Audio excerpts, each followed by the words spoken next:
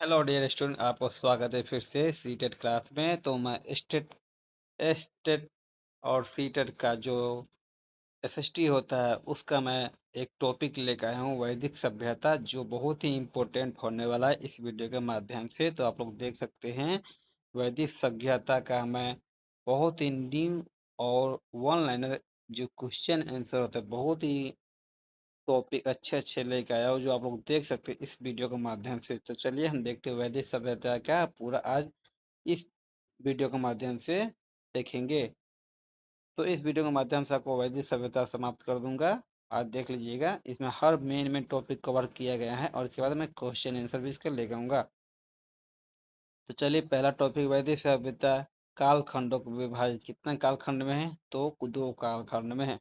ऋग वैदिक काल और उत्तर वैदिक काल। पहला जो ऋग वैदिक काल है 1500 से 1000 ईसा पूर्व तक हुआ है, और वही उत्तर वैदिक काल है जो 1000 से 600 ईसा पूर्व तक चला है।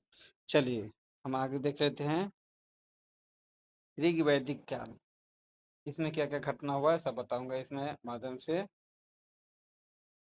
तो ऋग वैदिक काल में वैदिक सभ्यता आर्यों द्वारा निर्मित सभ्यता है। किसके द्वारा? तो आर्यों द्वारा निर्मित सभ्यता है। मैक्स मूलर ने मैक्स मूलर के अनुसार आर्यों का निवासी स्थान मध्य एशिया में माना जाता है। कहाँ पे? तो मध्य एशिया में माना जाता है। आर्य सभ्यता सिंधु सभ्यता के विपरीत एक ग्रामीण सभ्यता थी, और आर्यों की भाषा संस्कृति थी। आर्यों की भाषा क्या थी? तो संस्कृति थी। चलिए आगे देख लेते हैं। आर्य समाज के पितृ प्रधान समाज था, और आर्य समाज की सबसे छोटी इकाई परिवार कुल की, जिसका मुखिया कुलप कहलाता था। क्या कहलाता था? कुलप। याद रखिए, कुलप कहलाता था। आर्यों ने प्रशासनिक इकाई को 5 भागों में बांटा है। कौन कौन है? कुल सॉरी 5 भाग कौन कौन से? कुल, ग्राम, ग्राम, विष, जन एवं राष्ट्र, ये 5 है। ठीक है ना? चलिए, ग्रामीण ग्रामीण ग्राम की मुखिया विस्पति, विष का प्रधान एवं जन का शासन होता था। ऋग वैदिक काल के राज्य के अधिकारियों में सेनानी और पुरोहित प्रमुख थे। ठीक है ना?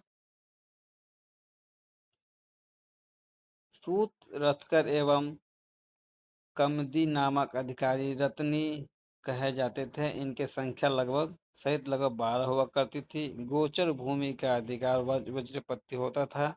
ऋग वैदिक काल में अपराधियों को पकड़ने का काम उग्र करते थे। राजा को सलाह देने का कार्य सभा और समर्पित समिति करती थी। सभा श्रेष्ठ लोगों की संस्था थी। ठीक है ना? समिति एक राजनीतिक संस्था थी जिसकी काम राजा को नियुक्ति, उच्च पदों की नियुक्ति एवं उस पर नियंत्रण करना था। चलिए आगे देख लेते हैं हम।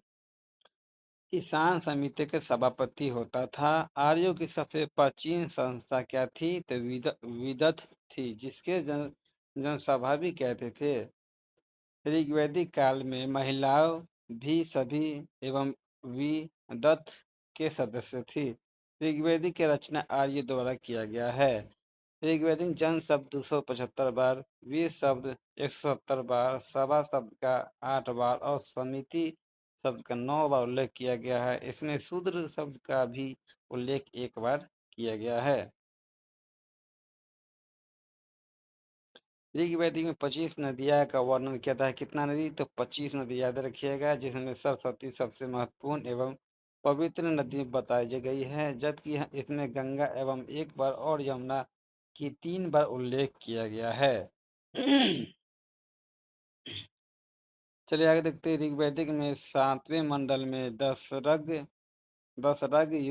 युद्ध तक का उल्लेख किया गया है, जो पुरुषनी रावी नदी के तट पर सुदास एवं दास जनों के मध्य लड़ा गया है, जिसमें सुदास की विजय हुई थी। ठीक है ना?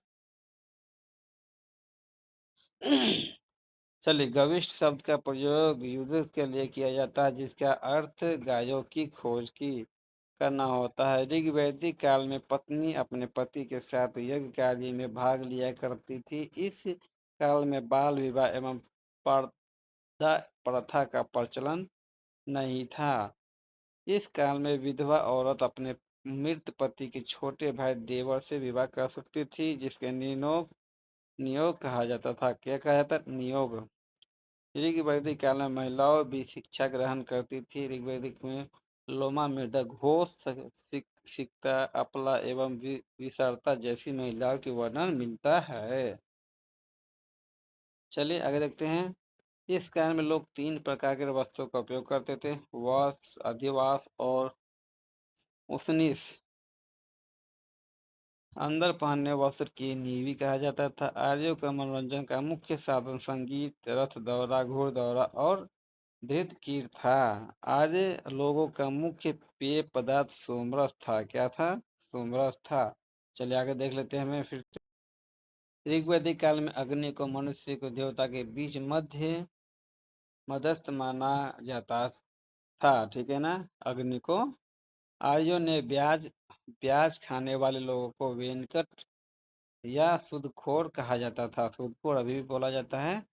ऋग्वैदिक काल में अविवाहित महिलाओं को अमोजा कहा जाता था। क्या थी? अविवाहित को अमोजा कहा जाता था। कृषि एवं पशुपालन ऋग्वैदिक काल का मुख्य व्यवसाय था। ऋग्वैदिक के चतुर्थ मंडल में कृषि संबंधित प्रक्रिया को उल्लेख किया गया है। जवालोर में चारों आम्रों पर सर्वप्रथम वर्णन किया गया है। इंद्र को आर्यों का मुख्य देवता माना जाता था।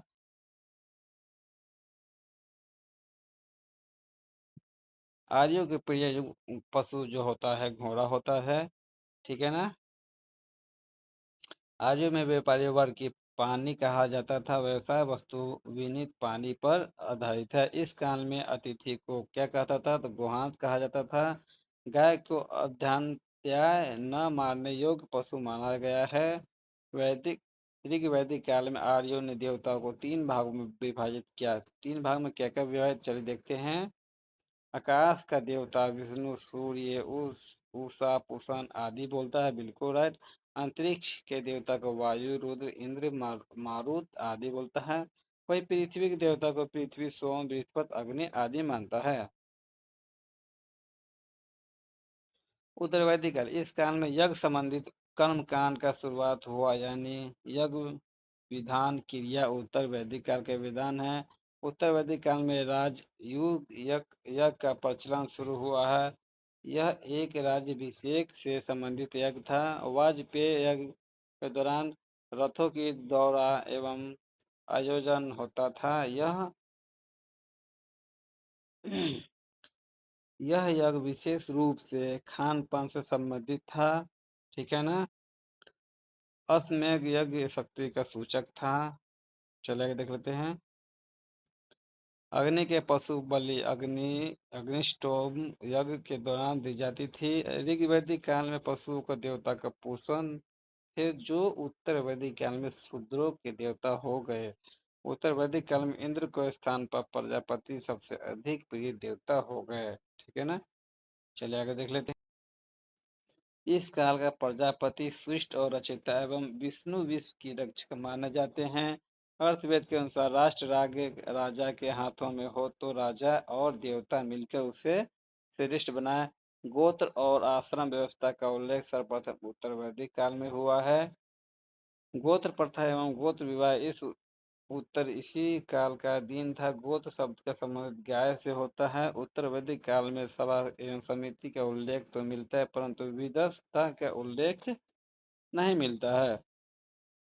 इस काल में सभा का स्थानीय ग्रामीण संस्था थी, जबकि समिति एवं केंद्रीय संस्था थी। उत्तर वैदिक काल में लोगों का पालन पोषण का मुख्य आधार कृषि था। क्या था? कृषि था। जन्म पर आधारित वर्ण व्यवस्था पर उत्तर वैदिक काल का एक का दिन है। प्रथम बार पक्की ईंटों का प्रयोग उत्तर वैदिक में कौशाम्बी नगर में कहा गया मिला है। कहाँ पे? कौशाम्बी नगर में पक्की ईंटों का प्रयोग मिला है। उत्तर वैदिक काल में खेतों जोतने के लिए सीरा एवं हल रेखा को सीता कहा जाता था। उत्तर वैदिक काल में मुद्राएं एवं शतमान एवं निष्क्रिय है। तीन आश्रम ब्रह्मचार्य, गृहस्थ एवं वानप्रस्थ का उल्लेख उत्तर वैदिक में छंद योग उपनिषद में किया गया है। उपनिषद में किया गया है। उत्तर वैदिक उत्तर वैदिक ग्रंथ वेदस्तरण्य उपनिषद में पुनः जन्म उल्लेख किया गया है। ठीक है ना। भारत का प्राचीनतम दर्शन सांख्य दर्शन है, जिसमें प्रकृति का मूल कहा गया है।